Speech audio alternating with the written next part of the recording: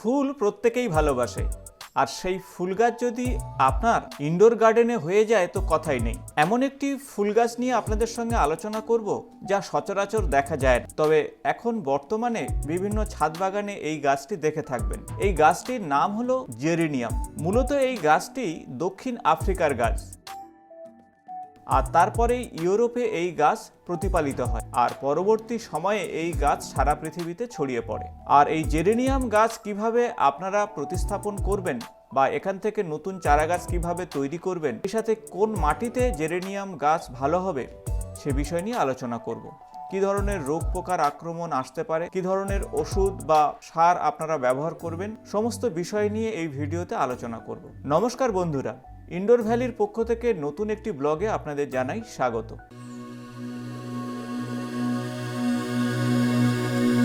Geranium গাছ সাধারণত cutting থেকেই হয়। খুব ভালো কোয়ালিটির কাটিং আপনাদের নিয়ে আসতে হবে, অথবা আপনারা কোনো ভালো নার্সারি থেকে জেরেনিয়ামের কলম নিয়ে আসতে পারেন।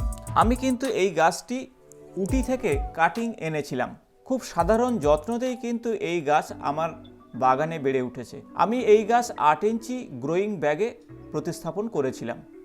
আপনারাও 8 ইঞ্চি গ্রোয়িং ব্যাগ বা 8 থেকে 10 ইঞ্চি মাটির টবে অবশ্যই এই গাছকে প্রতিস্থাপন করুন। যদি আপনারা কাটিং নিয়ে আসেন সেক্ষেত্রে 6 থেকে 7 ইঞ্চি কাটিং, একটু মোটাসোটা কাটিং আপনারা প্রতিস্থাপন করবেন। আপনার যদি গাছ থাকে তাহলে কাটিং আপনারা জানুয়ারির শেষের দিকে করবেন, তাহলে সব থেকে গাছ ভালো হবে। ফুলের সময় হলো বসন্তকাল। বসন্তকালে নতুন পাতা চলে আসবে, পাতার সঙ্গে সঙ্গে কুঁড়িতে পরিপূর্ণ হবে এবং ফুল চলে আসবে। আমার বিভিন্ন কালারের জেরেনিয়াম রয়েছে, তার মধ্যে বেশ কিছু জেরেনিয়াম সিঙ্গেল পেটাল, বেশ কিছু জেরেনিয়াম কিন্তু বাইপেটাল।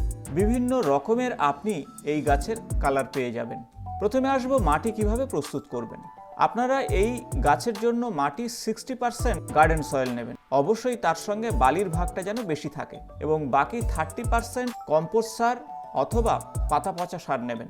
10% কোকোপিট নেবেন। ভালোভাবে মিশিয়ে আপনারা মাটি প্রস্তুত করবেন।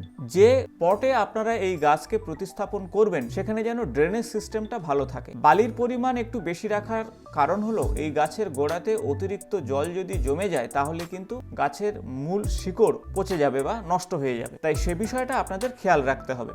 রোগ পোকার আক্রমণ কম বেশি রয়েছে, বিশেষত মিলিবাগ এবং সেই সাথে হোয়াইট ফ্লাই, সাদা মাছি এবং বেশ কিছু স্পাইডার রয়েছে, এই গাছকে নষ্ট করতে পারে। তাই নিয়মিত আপনাদের পেস্টিসাইড ব্যবহার করতে হবে। আমি সপ্তাহে একবার করে নিম অয়েল স্প্রে করেছি। প্রতি লিটার জলে 5 থেকে 7 ml করে নিম অয়েল ভালোভাবে মিশিয়ে স্প্রে করেছি। এছাড়া বায়ো পেস্টিসাইড কাকা প্রতি লিটার জলে 8-10 ফোঁটা দিয়ে আমি স্প্রে করি, আর তাতেই কিন্তু আমার গাছ এতটাই সুন্দর রয়েছে।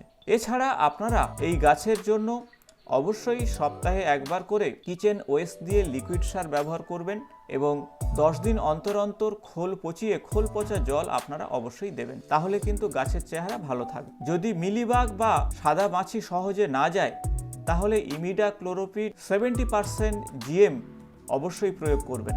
প্রতি লিটার জলে 1 গ্রাম করে মিশিয়ে স্প্রে করলে অত্যন্ত ভালো থাকবে। অনেক সময় ফাঙ্গাসের আক্রমণে গাছের গোড়া পচে যেতে পারে বা গাছের পাতা কালো হয়ে যেতে পারে, সেজন্য আপনারা 15 দিন অন্তর অন্তর সাপ প্রয়োগ করুন। প্রতি লিটার জলে 1/2 গ্রাম থেকে 1 গ্রাম মিশিয়ে সাপ প্রয়োগ করলে ভালো ফল পাবেন। বসন্তের শুরুতেই নতুন পাতা আসবে, এই সময় পুরানো পাতাগুলো আপনারা কাটছাঁট করে দেবেন। এ সময় আপনারা ভুলেও প্রুনিং করবেন না। প্রুনিং করার সময় হলো জানুয়ারির প্রথম দিক। সেই সময় আপনারা ছোট ছোট কাটিং করে যদি নতুন টবে বা পটে মাটিতে দেন তাহলে সেখান থেকেও নতুন গাছ আপনারা পেয়ে যাবেন। আশা করব ভিডিওটি ইনফরমেটিভ হয়েছে। ভিডিও ভালো লাগলে বন্ধুদের সঙ্গে শেয়ার করবেন। নিয়মিত আমার চ্যানেলের আপডেট পেতে চ্যানেলটি সাবস্ক্রাইব করে পাশে থাকা বেল বাটনটি প্রেস করবেন। আজ এই পর্যন্ত, নমস্কার।